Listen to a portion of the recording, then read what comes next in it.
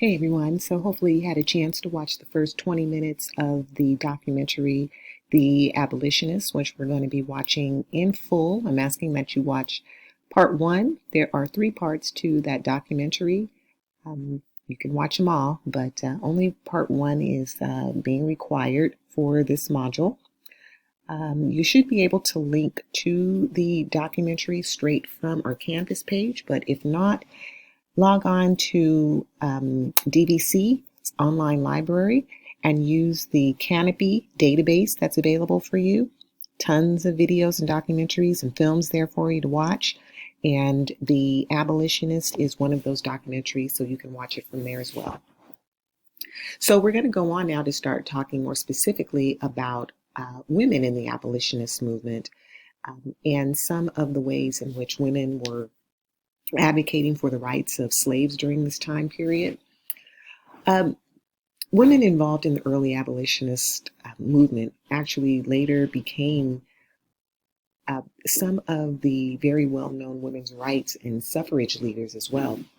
So it's also really interesting to think about how the women's rights movement really emerged with women coming out to speak against other forms of social justice. At this point in time, the focus was not particularly on women's rights. We'll see how that emerged as we move throughout the course. Although women were active in the abolitionist movement, we do need to keep in mind that they oftentimes did not have a voice, particularly in the ways that men did. As I mentioned before, women were kept out of the public, out of the spotlight. They were not allowed to take leadership roles, to be in decision-making positions, and they were also not allowed to speak publicly, particularly to speak publicly on political issues in the company of men and women.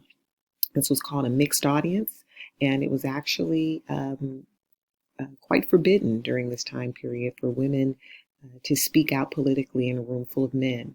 So as we see clips of women who were giving speeches and were starting to actually raise their political voices in these settings, it's really interesting to see how women were perceived and how women had to deal with some of the backlash that came along with that. The American Anti-Slavery Society, which is Garrison's organization, was one of the first organizations to bring women into the leadership, or the fight, I should say, to end slavery. There was still even division within Garrison's organization as to whether or not women should be allowed to lecture or do readings in public. One example was that when Garrison's convention, the American Anti-Slavery Society convention in 1836 was held, only two women attended that. You guys really don't see that. Only two women attended that. And as a result, women started to see that there was a need for them to build their own abolitionist movement, some way in which they could participate equally in the movement without feeling as if their political voice was being stifled because they were women. And one of the first women to do this was Lucretia Mott. She was one of the leading voices of the abolitionist movement, and later on, one of the leading voices and organizers in the first wave of the feminist movement. Mott was a Quaker, and similar to many Quakers, she advocated for anti-slavery.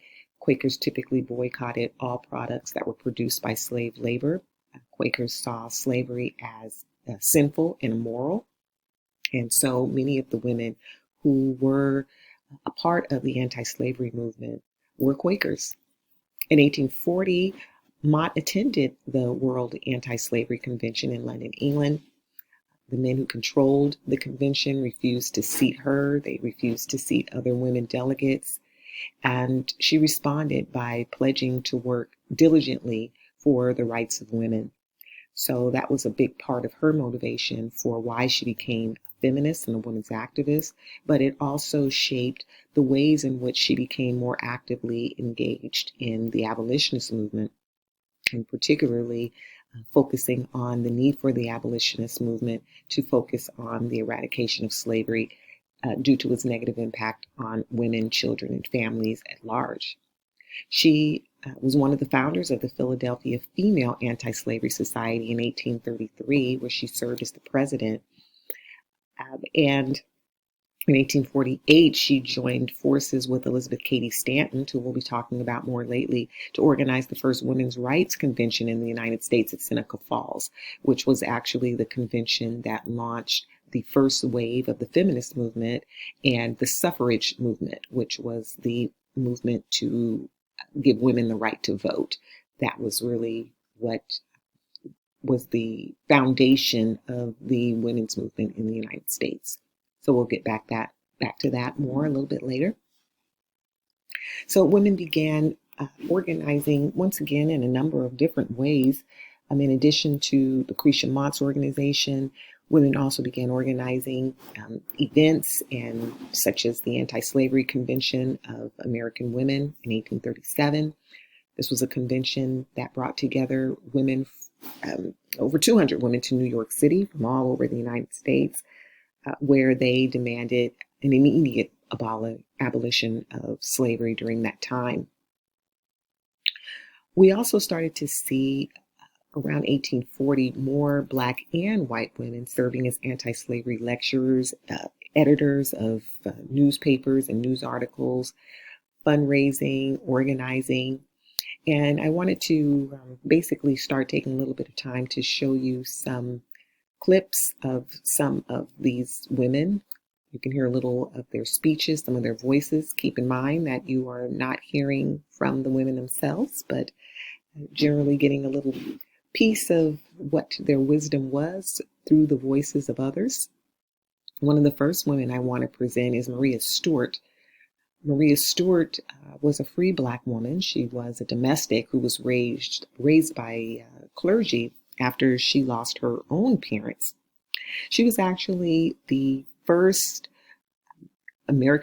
first Black American woman to speak in what was called a mixed audience. A mixed audience was considered to be an audience that had both men, women, whites, and Blacks, or sometimes a mixture of all of them. This was called a promiscuous audience during the 18th century. So once again, this was a way in which women stepped out, and it was very, very radical. So although we may not think that these initial things that women did, such as speaking in public and giving a speech, were radical forms of social change, during this era, they absolutely were. Specifically, to be a woman like Maria Stewart, being the first African American woman to lecture about women's rights and anti-slavery publicly, and also emphasizing the importance of education in this process of gaining social equality. So her voice was quite a radical one during this time period. Her speeches were not oftentimes well received. They were quite daring, but William Lloyd Garrison continued to publish her in all of his newspapers.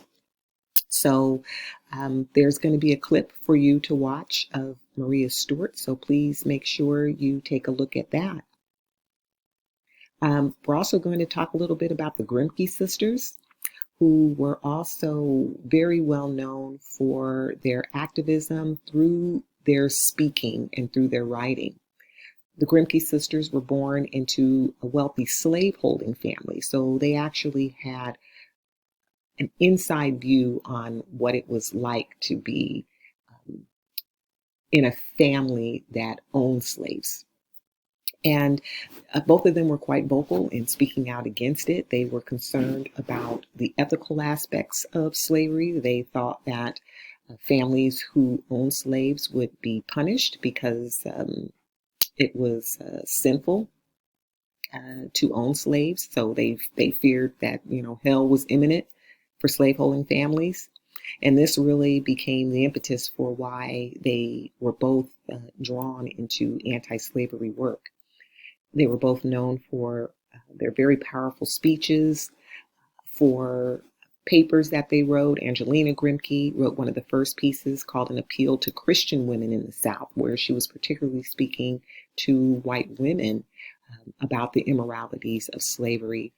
Um, the Grimke sisters, um, once again, were very well known for not only their speaking, but their ability to speak on behalf of those that had first-hand accounts of what slavery was like. One of the Grimke sisters, or both of them, I should say, and one of the Grimke sisters' husbands, Angelina's husband, wrote a book called The American Slavery as It Is. This was written in 1839, and it was a firsthand account of what life under slavery looked like. It was one of the most powerful abolitionist publications presented at the time, and it talked about some of the real atrocities of slavery.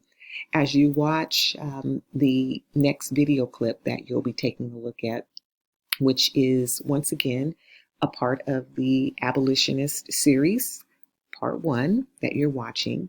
Continue on watching that to hear a little bit more about the works of Angelina Grimke and some other key female activists as well.